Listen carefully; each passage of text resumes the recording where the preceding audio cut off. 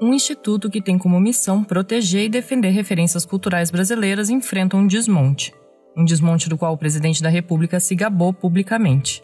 Uma ripada, nas palavras dele, para beneficiar um empresário entusiasta do governo. Eu sou a Aline Pellegrini e este é o Durma Com Essa, o podcast de notícias do Nexo.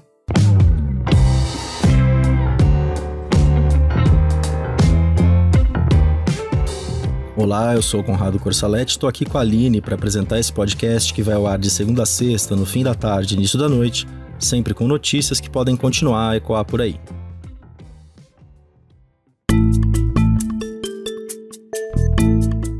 Quinta-feira, 16 de dezembro de 2021.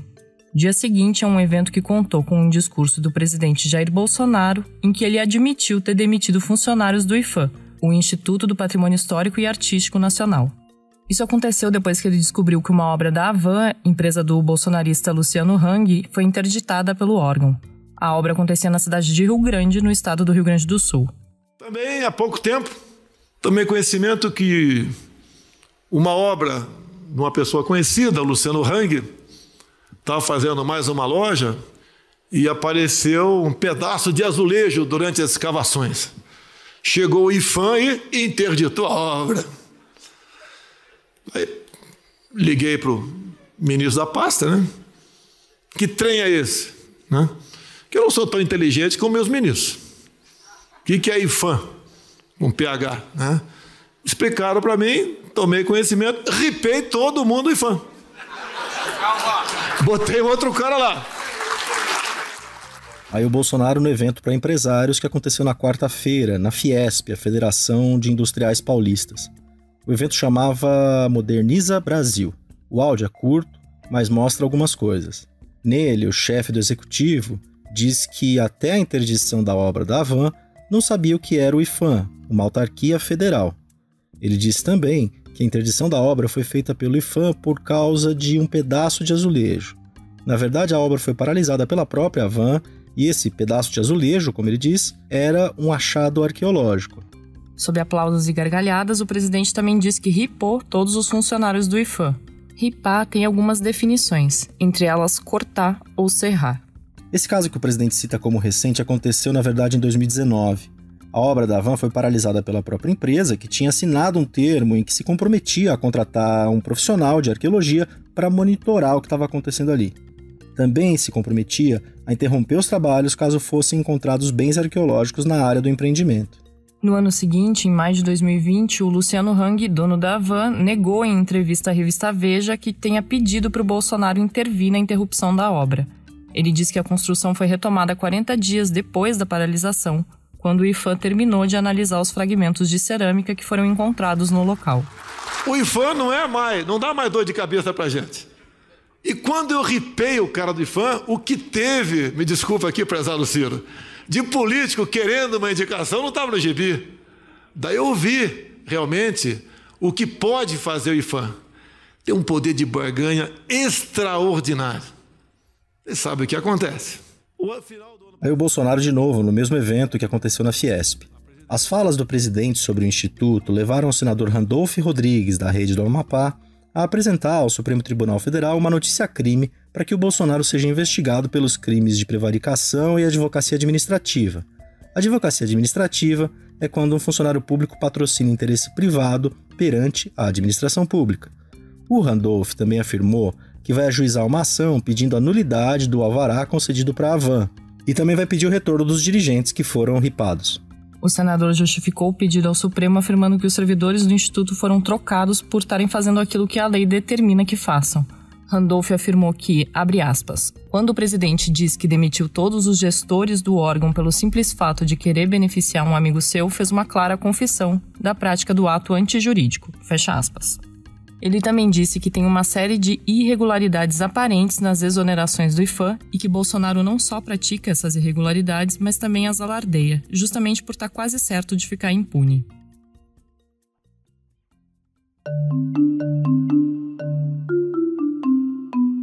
A função do IPHAN é promover e proteger bens culturais por meio de seu registro, inventariamento ou tombamento.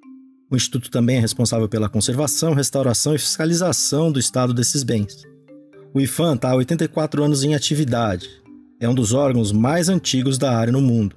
Entre os instrumentos de reconhecimento e proteção do patrimônio, o tombamento de um imóvel e seu entorno é o mais reconhecido deles.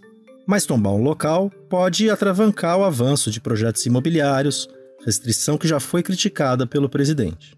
O órgão criado em 1937 durante o governo Vargas é o responsável pela preservação de bens materiais e imateriais, entre eles o modo artesanal de fazer queijo em Minas Gerais e os sítios brasileiros considerados patrimônio mundial pela Unesco, como as cidades de Ouro Preto e Olinda, o Plano Piloto de Brasília e o Cais do Valongo, no Rio de Janeiro. Depois da interrupção da obra da Havan citada pelo Bolsonaro, o cargo de presidente do IPHAN ficou vago durante 5 meses. Só foi preenchido em 11 de maio de 2020 com a nomeação de Larissa Rodrigues Peixoto Dutra. Ela era servidora do Ministério do Turismo e tem formação em turismo e hotelaria. A atual presidente tem ligação pessoal com a família do presidente Jair Bolsonaro. Gerson Dutra, marido de Larissa, fez parte da equipe de segurança particular do presidente durante a campanha eleitoral de 2018. O Ministério Público Federal pediu à Justiça nesta quinta-feira o afastamento de Larissa Dutra do cargo. O vínculo entre a atual presidente do IPHAN e Bolsonaro indicaria, segundo os procuradores, possível desvio de finalidade na nomeação de pessoa não qualificada para a função.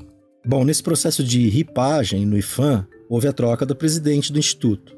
As superintendências estaduais do órgão também foram mudadas, a partir de indicações da base aliada do governo no Congresso.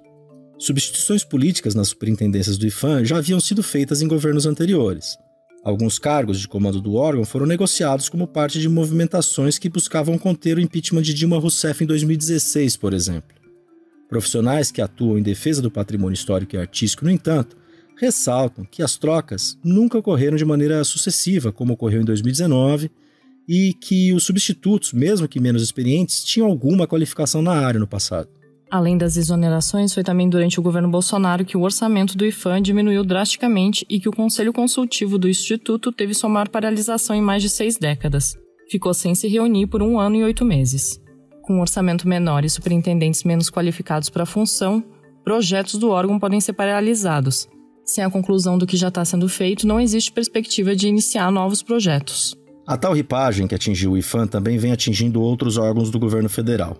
Muitos deles, assim como o Instituto do Patrimônio Histórico e Artístico, estão atualmente subordinados ao Ministério do Turismo, desde que o Bolsonaro extinguiu o Ministério da Cultura, logo que assumiu a presidência, em janeiro de 2019. Naquele ano, o Ministério da Cultura foi rebaixado e virou uma secretaria subordinada ao turismo. A secretaria trabalha contingenciando verbas, atacando artistas e se mostrando inoperante diante da grave crise provocada pela pandemia. Assim como o IPHAN, a Secretaria de Cultura também é acusada de contratar pessoas sem experiência na área. Profissionais subordinados à pasta também já tiveram sua experiência profissional questionada, entre eles o Sérgio Camargo, presidente da Fundação Cultural Palmares. O Camargo foi considerado pela ONU, as Nações Unidas, inapto para a função. Responsável pelo fomento, regulação e fiscalização do audiovisual brasileiro, a Ancine, a Agência Nacional do Cinema, também teve suas atividades paralisadas durante o governo Bolsonaro. Entre 2019 e 2020, a agência aprovou só um projeto para o Fundo Setorial do Audiovisual, que em 2 anos deixou de receber mais de R$1 bilhão. Além da cultura, a ciência e a educação também foram alvos de ripagem do governo federal. O INPE, Instituto Nacional de Pesquisas Espaciais, é outro órgão do governo que é recorrentemente atacado pelo presidente. É um órgão que, apesar de ter seu trabalho reconhecido mundialmente, vive uma crise sem precedentes, com uma liderança considerada fraca e um orçamento insuficiente. O INPE é alvo de ataques do presidente Jair Bolsonaro desde o primeiro ano do seu governo. O presidente sempre criticou dados do Instituto que apontavam o aumento do desmatamento. O auge do confronto culminou com a exoneração do físico Ricardo Galvão da direção do Instituto em 2019. Na área da educação existe também uma série de crises. Dezenas de pesquisadores renunciaram de suas funções na CAPES, a Coordenação de Aperfeiçoamento de Pessoal de Nível Superior. Neste mês, mais de 100 pesquisadores já pediram para deixar seus postos. Os profissionais citam a falta de respaldo para trabalhar e dizem que foram instados a realizar tarefas que julgam pouco adequadas e em um prazo curto. A debandada da CAPES ocorre após uma outra crise, também num órgão da área da educação, o INEP, o Instituto Nacional de Estudos e Pesquisas Educacionais Anísio Teixeira, que é responsável pelo Enem. A crise veio à tona às vésperas da realização do exame em novembro. Na época, mais de 30 nomes pediram para deixar suas funções. Ao renunciarem, os servidores do INEP citaram falta de comando técnico e o clima de medo e assédio moral no órgão. Essa ripagem, promovida direta ou indiretamente pelo governo federal, acaba deixando um vácuo na ciência, na educação e na cultura. Em 2019, durante a substituição de superintendentes estaduais do IPHAN, o então presidente nacional do Instituto de Arquitetos do Brasil, Nivaldo Andrade, disse ao Nexo que a negligência na fiscalização, restauração e conservação do patrimônio e a autorização de licenciamentos que não deveriam ser autorizados causam um impacto irreversível. Segundo ele, é a memória da sociedade brasileira que vai se perder.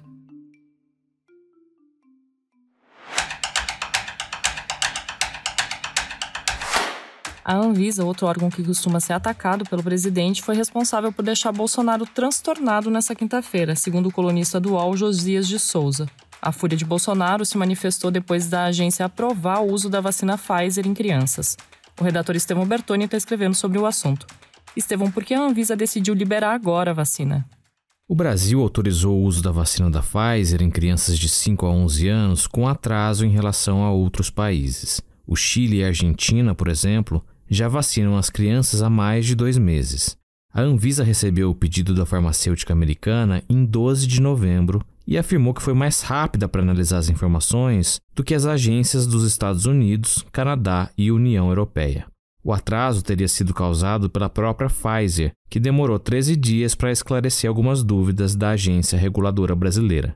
Apesar das crianças responderem por uma porcentagem muito pequena no total de casos e mortes por Covid-19, a doença sozinha mata mais crianças do que todas as outras cobertas pelo Programa Nacional de Imunizações, como gripe, sarampo e meningite.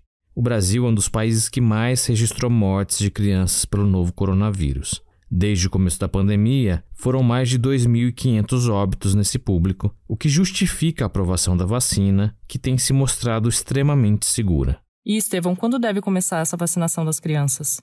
O cronograma de vacinação vai depender do Ministério da Saúde, que ainda não garantiu as doses necessárias para vacinar esse público de 5 a 11 anos, que é de cerca de 20 milhões de crianças.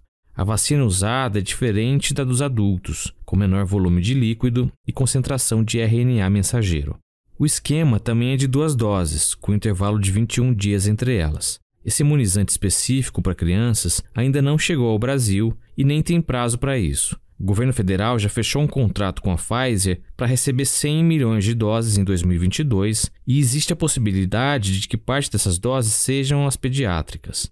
Em meio a essa discussão, o presidente Jair Bolsonaro tem se manifestado contra a vacinação de crianças e chegou a divulgar nesta quinta-feira, enquanto a Anvisa anunciava sua decisão, um vídeo com informações falsas sobre os efeitos das vacinas. O texto do Estevão você lê no nexojornal.com.br. Lembrando que o repórter especial João Paulo Charlot está de férias, então hoje a gente não tem o comentário internacional.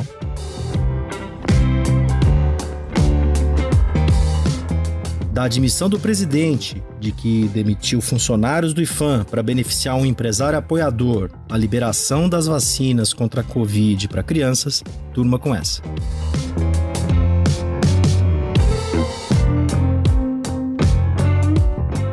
Com roteiro de Aline Pellegrini, produção de Conrado Corsaletti, participação de Estevão Bertoni e edição de áudio de Roberto Soares, termina aqui mais um Durma com essa. Amanhã é dia de extratos da semana. A Letícia Arcoverde traz para você os principais acontecimentos dos últimos dias. Até!